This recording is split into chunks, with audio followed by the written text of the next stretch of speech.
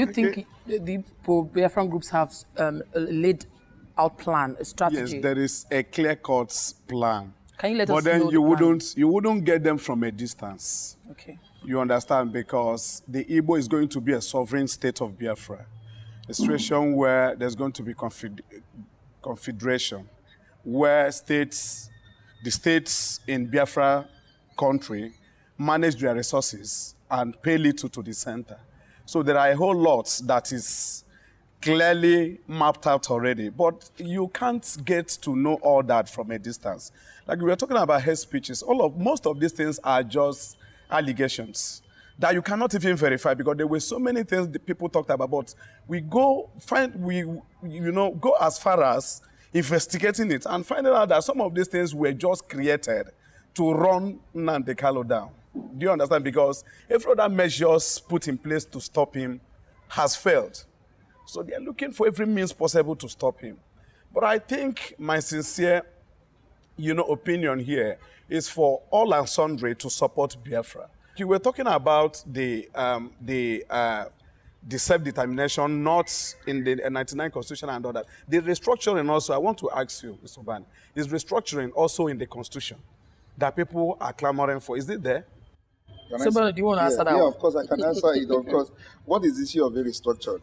I've explained it before. Okay. If you remove all the exclusively the long list, and then try to devolve powers to the federating unit, that is the issue of you have a structure, and that can be done constitutionally. And of course, the Constitution itself under Section 8 gives you the power of amendment. The National Assembly requires a certain percentage to amend, and then you now pass it over to the other states. They require 2/3 of the entire 36 states and all that. If they do, it becomes so. If you remove all those 60-something lists on the exclusive list and ensure that the states now get a larger percentage of those things you put in an exclusive list, we are restructuring the state.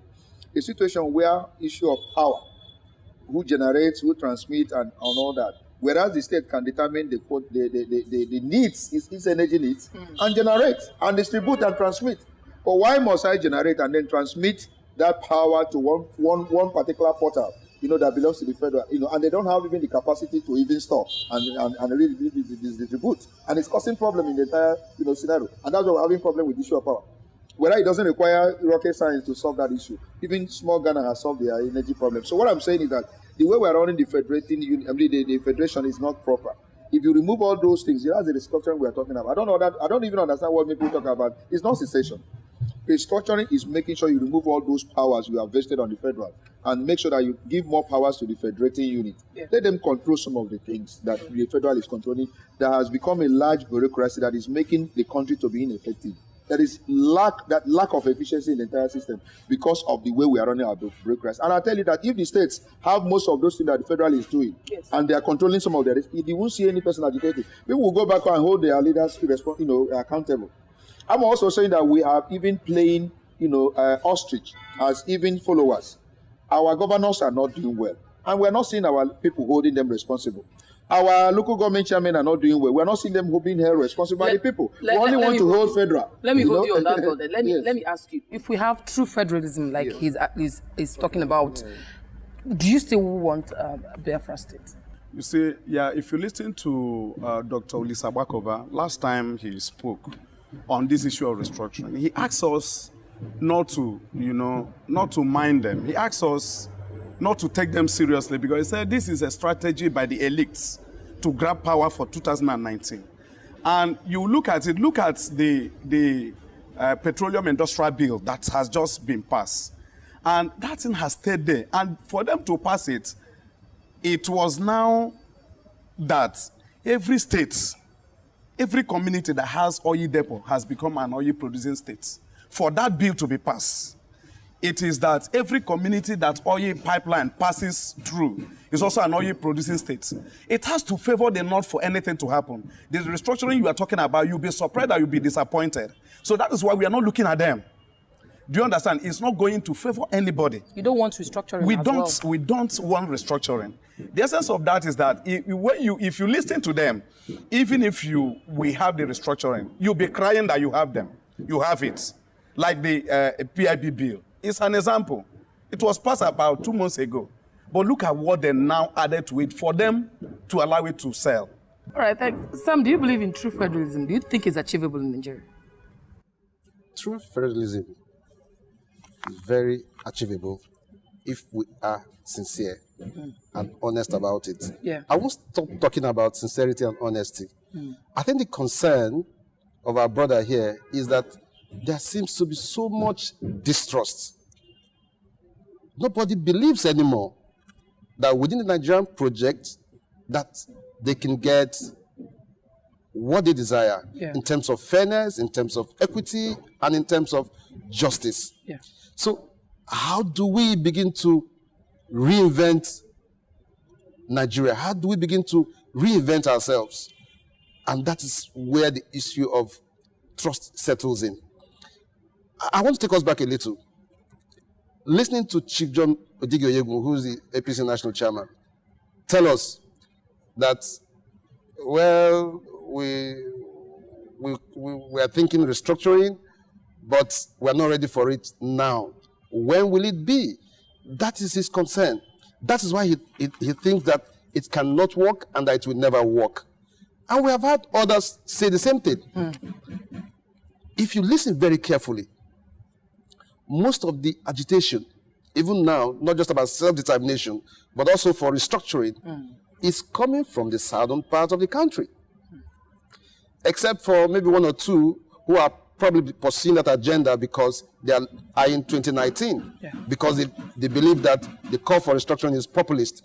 So true federalism is achievable, but we have to be sincere. If you look at the 2014 National Confab that had different sections of this country, different interest groups involved, the ruling party has said, no, we don't even believe in it. If you don't believe in it, which one do you believe in? If you don't believe in it, can you initiate something fresh? There is no signal anywhere that the present administration wants a genuine conversation on. If they do indeed want a genuine conversation, they ought to have set machinery in progress. Nigerians want to know. If he sees an agenda on ground, talking about, genuine agenda on the ground, he probably wouldn't be reasoning the way he's doing. Let me ask you this.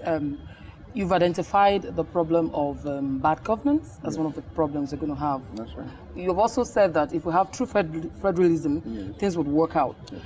What are you going to say to him to make him calm down and stop his agitations? You know, there are entrenched interests, and those entrenched interests have made this issue of getting a country of our dream almost near impossibility. But I tell you, with determination of the people, with people insisting on things being done properly, and then with an electoral system that you are, trying to create, and bring people who have antecedents into politics and into power.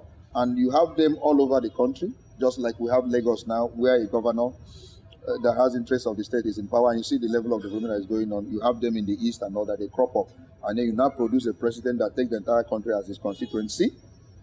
I tell you, when the man comes into power, and begin to dispense justice, and begin to dispense equity, and begin to make sure that everyone is carried along, and becomes the father figure, I tell you that all this agitation will cease.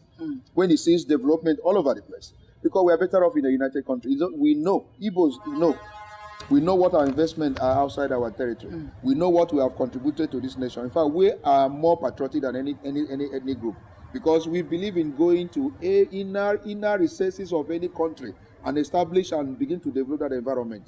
So if you do that and develop almost everywhere where you find yourself, who will you regard as being more patriotic? It's Igbos. We benefit more. The Igbo man will tell you that he benefits more in a united country where there is equity, where there is justice, where there is a leader that takes the entire country as his constituency, where we have good leaders emerging. So those who have entrenched interest, who will not allow you to have a country that is running, we must get them out of the system. And that is by agitation, by serious advocacy, by talking, and then by some of us also entering into politics to go and then put those ideas into use. You must get the right people into politics. It's easy to criticize. Let's get ourselves into politics and then correct all those anomalies. And by the time we have a country of our dream that all of us dream of, I tell you that all those agitation will die a natural death. My brother that is agitating for a Biafra will cease to agitate. You know why he will cease to agitate? When he wants to sit for jam he has the same score and he enters the university. When he wants to get employment, nobody discriminates against him.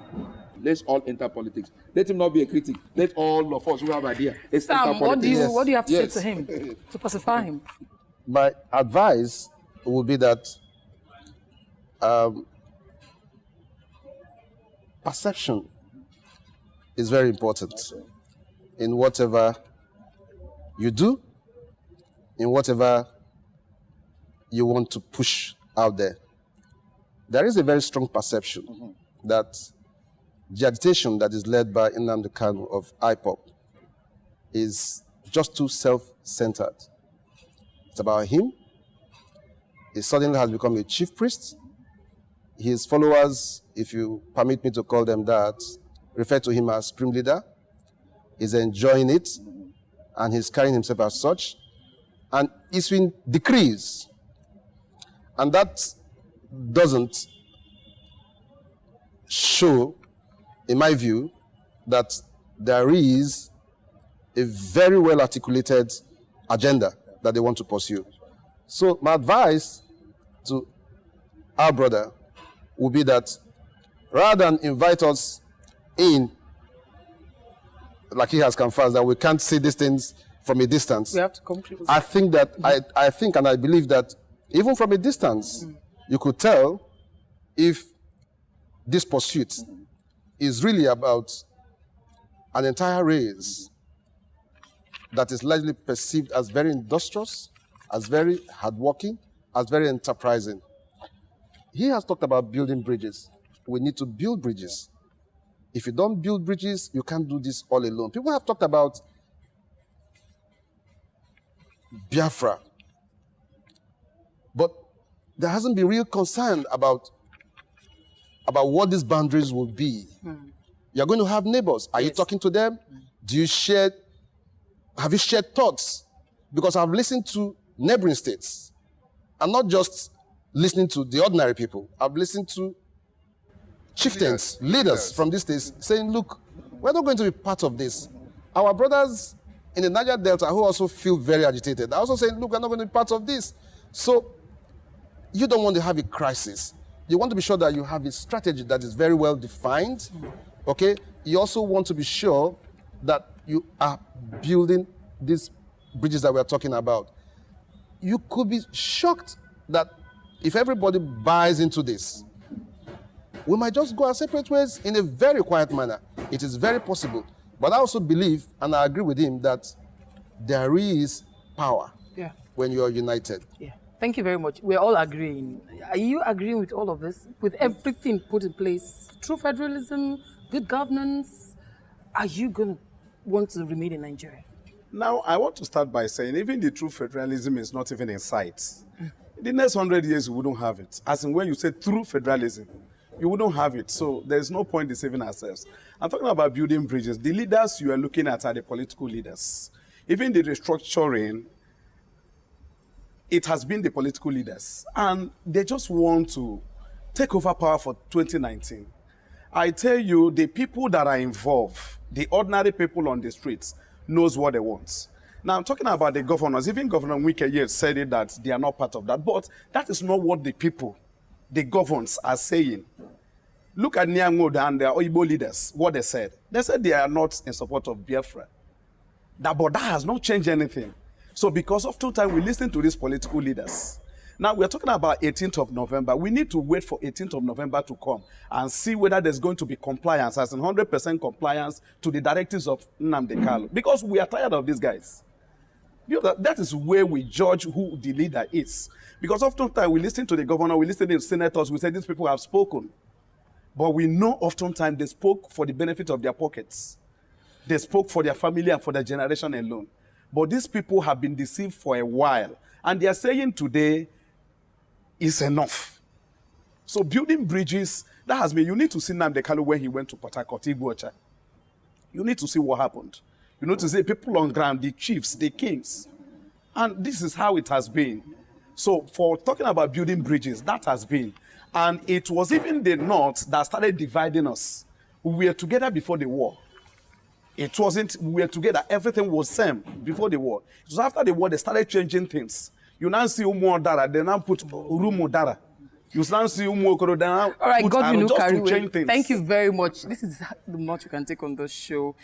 I believe that we can shun violent agitations. I believe that we can channel our grievances appropriately. I know that the presidency is meeting with leaders of thought from the north, from the southeast, from the south. I know that good things could come out from this meeting. I also believe that if everything is laid down well, if everything is planned out well, to have true federalism, that Nigeria will be a country where we will all love and where we will all stay together as one. Thank you for coming on the show, Monday Obani. Yeah, we can work if we believe. Sam Ibemere, thank you very much for coming on the show. It's my pleasure. And thank you very much, Mr. Godwin Okariwe, for coming on the show. It's a pleasure. Biafra, as soon as. That's correct. I am Juliet Obata. Bye for now.